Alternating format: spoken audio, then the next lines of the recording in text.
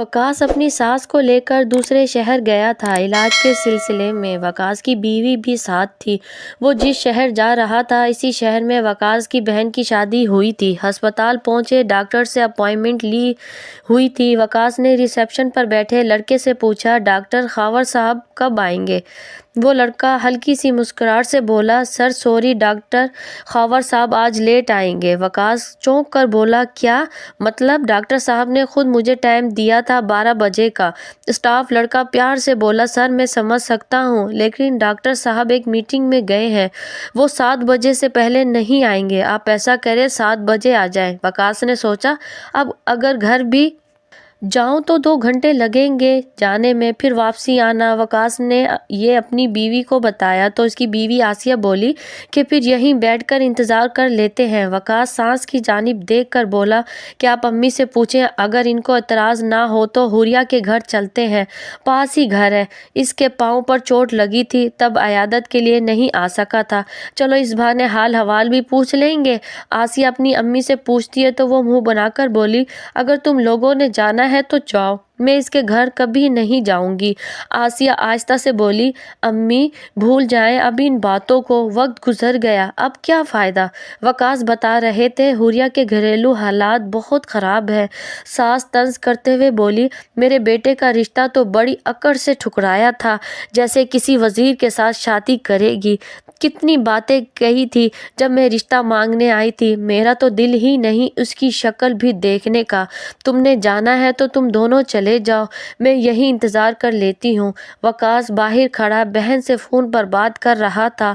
आसिया आहिस्ता से बोली, वकास अम्मी तो कह रही हैं, मैं यहीं इंतज़ार कर लेती हूँ, तुम दोनों हुरिया से मिलकर आ जाओ। हुरिया फ़ोन पर बातें सुन रही थी। वकास ने हुरिया से कहा, हो सकता है मैं और आसिया तुम्हारी तरफ आए थोड़ी देर तक। इतने में सास ने आवाज़ दी कि मैं भी चलती हूँ, देखो तो किस महल में रहती है। हुरिया ने सुमेर को फ़ोन किया और पूछा कि कहाँ है। सुमेर ने जवाब दिया कि लाहौर आया हूँ, क्यों खैरियत? हुरिया बोली, मेरे पास पैसे भी नहीं हैं और आप भी घर नहीं हैं। वकास भाई और भाभी आ रहे हैं, क्या करूं? सुमेर प्यार से बोला, अब खुद देख लो, माशाल्लाह समझदार हो, कुछ ना कुछ कर लो। सुमेर ने फ़ोन बंद कर दिया। हुरिया ने देखा फ्रिज में एक आम पड़ा हुआ था और दूध का एक ही गिलास था। हुरिया ने कहा, चलो 2 गिलास, जूस आराम से बन जाएगा, बर्फ़ ज़्यादा डालूंगी। इतने पर दरवाजे पर दस्तक हुई। हुरिया ने दरवाज़ा खोला। वकास ने सलाम किया, सर पर हाथ फेरा, घर में दाखिल हुए। ये क्या वकास, तुमने तो कहा था हम 2 ही आएंगे। साथ वकास भाई की सास भी आ गई। हुरिया कुछ परेशान हो गई, अब क्या करूं मैंने तो मुश्किल से 2 गिलास जूस अरेंज किया था, तीसरे का क्या करूं? पहले ही बर्फ़ और पानी मिलाकर गुजारा किया था, अगर इनको पता चला तो मेरा बहुत तमाशा लगाएंगी। हुरिया ने 2 गिलास जूस एक सास को दिया और भाभी को, फिर 1 गिलास भाई के जानिब बढ़ाया। भाई ये लें आपकी favourite cold drink Sprite. Waqas ने मुस्कुराते हुए गिलास पकड़ लिया। वकास ने जब घूंट भरा चौंक गया, ये तो पानी है। वकास समझ गया था ज़रूर कोई वजह होगी जो हुरिया ने मुझे पानी का गिलास दिया है। वकास पूछने लगा, अच्छा तो सुमेर कहाँ है, इसका कामकाज कैसा चल रहा है?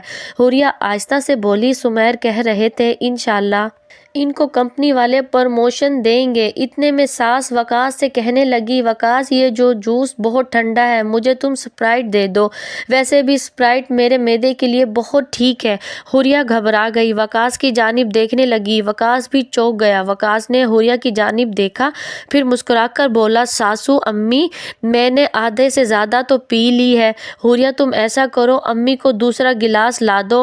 हुरिया उठने लगी तो वकास बोला, तुम बैठी रहो, पाँव के जख्म का ख्याल रखा करो और ज़्यादा ना चला करो, मैं लेकर आता हूँ अम्मी के लिए स्प्राइट। वकास जल्दी से उठा, किचन में गया। फ्रिज में कुछ भी नहीं था। वकास समझ गया था पानी देने की वजह यही थी। वकास ने खाली गिलास नीचे फेंका। गिलास टूटने की आवाज़ सुनकर हुरिया जल्दी से उठी। वकास भाई क्या हुआ? वकास हल्का सा मुस्कुराया, बोतल गिर गई, मैं ऐसा करता हूँ अम्मी को दुकान से ला कर देता हूँ। सास जूस का घूंट भरते हुए बोली, रहने दो अब जूस ही पी लेती हूँ। हुरिया की जान में जान आ गई। बातें करने लगे, क्या हुआ है खाला को, डॉक्टर कब आना है? हुरिया कहने लगी, भाई बिरयानी बना लूं? फिर आपके लिए सास को कुछ बोलने लगी। वकास झट से बोला, नहीं नहीं हुरिया, टाइम अब बहुत कम है, डॉक्टर 1 घंटे तक आ जाएगा, हमको जाना होगा। बिरयानी उधार रही, फिर कभी सही। वकास ने आसिया से कहा, आसिया चले, 6 बज चुके हैं, अस्पताल में बहुत रश हो जाएगा। आसिया ने अपनी अम्मी से कहा, अम्मी चलिए। सास मुंह बनाकर बोली, हाँ चलते हैं। फिर जब सास को कोई बात ना मिली तो जाते हुए तंज कर गई, हुरिया कुछ पैसे जोड़कर नया पंखा ले लो, हवा ही नहीं देता, ये इतना पुराना हो चुका है। हुरिया खामोश रही। जाते हुए भाई ने सर पर हाथ फेरा और हाथ से मुसाफा करते हुए 5,000 रुपये छुपके से हाथ में थमा दिए और आहिस्ता से बोले, स्प्राइट बहुत मज़े की थी।